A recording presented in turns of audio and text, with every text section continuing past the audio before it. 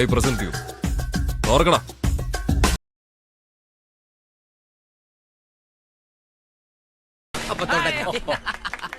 വയനാട് ദുരന്തം സംബന്ധിച്ച ചോദ്യങ്ങളോട് ക്ഷോഭത്തോടെ പ്രതികരിച്ച് കേന്ദ്ര സഹമന്ത്രി സുരേഷ് ഗോപി. ഇതിനെക്കുറിച്ച് മാധ്യമങ്ങളോട് പ്രതികരിക്കേണ്ട കാര്യമില്ലെന്നും കേന്ദ്ര സഹായം നൽകാനുള്ള സമയം ആയിട്ടില്ലെന്നും സുരേഷ് ഗോപിയുടെ മറുപടി.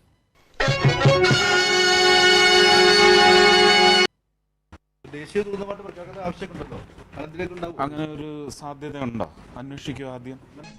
കണ്ടില്ലേ പപ്പ ഭയങ്കര തമാശക്കാരനാ. നമുക്കൊരു സഹായം വേണ്ട. സഹായം കേരളത്തിന് സഹായം വേണ്ടേ? സഹായം പ്രഖ്യാപിച്ചിട്ടുണ്ട്.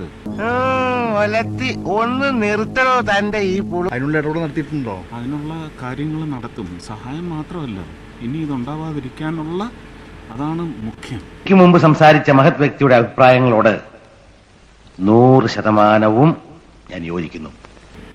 ഇതിപ്പോ ഇത്ര ദിവസമായിട്ട് പോലും കേരളത്തിന്റെ ഒരു അടിയന്തരമായ ധനസഹായം ഒന്നിനും പ്രഖ്യാപിച്ചിട്ടില്ല ഇതുവരെയും. അപ്പൊ അങ്ങനെ അങ്ങനെ പ്രഖ്യാപിച്ചിട്ടില്ല ഇതുവരെ. അതിനുള്ള സമയം ആയിട്ടില്ലല്ലോ.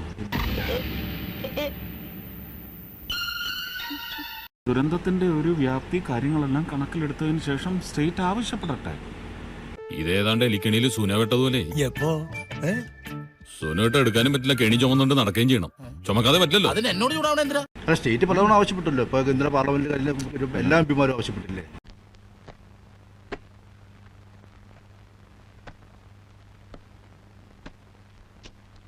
സഹായം ലഭിക്കുമോ എന്നുള്ള ജനങ്ങൾക്ക് എത്തേണ്ടതെത്തും.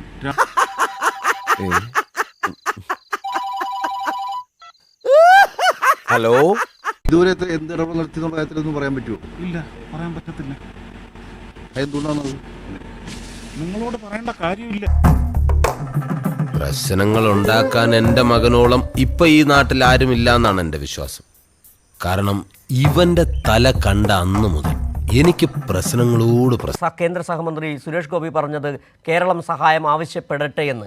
അങ്ങനെ ആവശ്യപ്പെടേണ്ടതാണോ എന്നുള്ള ചോദ്യമാണിപ്പോൾ ഉയരുന്നത്. ഏതായാലും വലിയ തരത്തിലുള്ള ഇടപെടൽ കേന്ദ്രത്തിൽ നിന്ന് ഉണ്ടായില്ലെങ്കിൽ പോലും കേരളം വയനാടിനെ ചേർത്ത് പിടിക്കുക തന്നെയും കേരളത്തിലെ സർക്കാർ അങ്ങനെ തന്നെയാണ് പ്രവർത്തനങ്ങൾ മുന്നോട്ട് കൊണ്ടുപോവുകയും ചെയ്യുന്നത്.